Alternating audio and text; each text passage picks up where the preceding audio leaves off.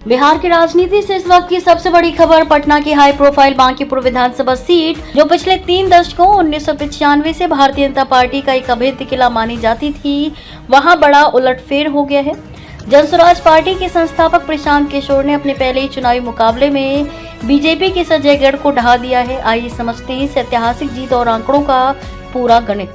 Prashant Kishor Jan Swaraj party 64,151, Neeraj Kumar Bharatiya Janata party 44,827, रेखा कुमारी राष्ट्रीय जनता दल 14,273, 19,324 वोटों से बड़ी जीत प्रशांत किशोर ने बीजेपी उम्मीदवार नीरज कुमार को 19,324 मतों के भारी अंतर से शिकस्त दी।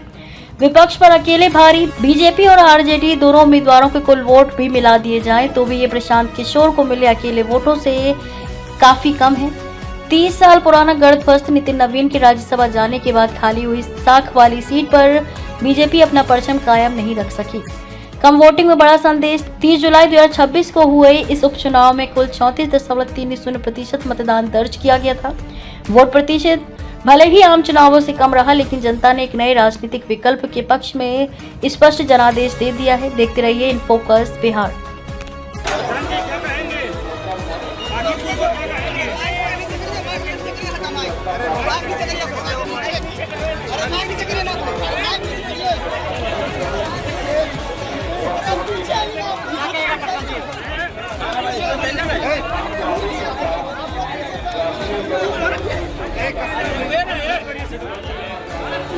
यार मान दो भैया जी नहीं। अरे मार दीजिए आप लोग पीछे करिए। अरे क्या कर रहे हो, बोल रहे हैं प्रशांत जी बाकी की जनता का पीछे चलिए ना, पीछे क्या बोल रहे हैं, चलिए भाई कितना जाओगे यार। नहीं सर, बाहर आइए, बाहर आइए, बाहर आइए सर, बाहर आइए सर, बाहर आइए, बाहर आइए सर।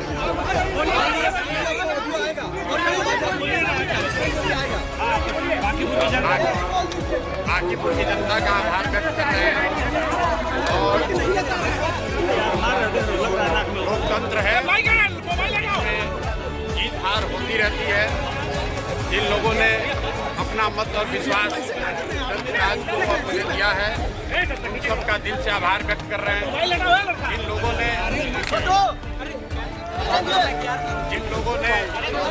हमारे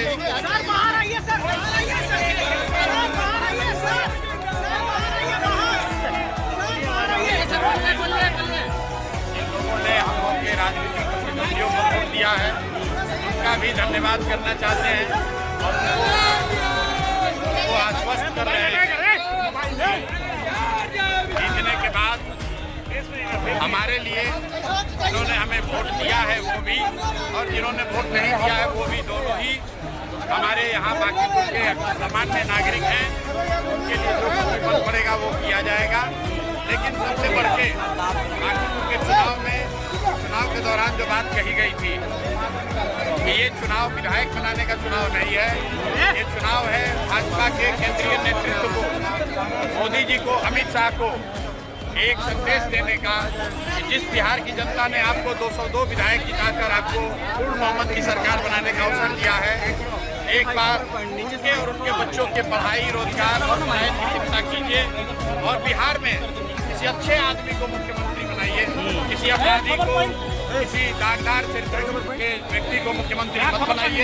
बिहार के बच्चों को भी रोजगार मिले, बिहार के बच्चे भी पलायन करके बाहर न जाए, ऐसी व्यवस्था बिहार में कीजिए। बिहार के लोगों को सिर्फ 4-5 किलो अनाज और जातियों के नाम पर वोट मत लीजिए। गुजरात में अगर 25 MP गुजरात से जीत कर गए हैं, आप गुजरात की इतनी चिंता करते हैं तो बिहार से भी 40 से ज़्यादा MP जिता कर लोगों ने भेजा है। एक बार बिहार की भी चिंता कीजिए, बिहार के बच्चों की भी चिंता कीजिए। ये संदेश बांकीपुर की जनता ने दिया है और मुझे यकीन है कि भाजपा का जो नेतृत्व है वो इस संदेश को देखेगा और आने वाले लोकसभा चुनाव से पहले बिहार में बेहतर व्यवस्था बने, विकास की बात हो, यहाँ पर भी फैक्ट्रियाँ लगे, रोजगार हो, बच्चों के लिए पढ़ाई हो और पलायन बंद हो। इस दिशा में केंद्रीय स्तर पर मोदी जी, अमित शाह निश्चित तौर पर कुछ कंक्रीट कदम उठाएंगे, ऐसा मेरा विश्वास है। सबसे बड़ा कारण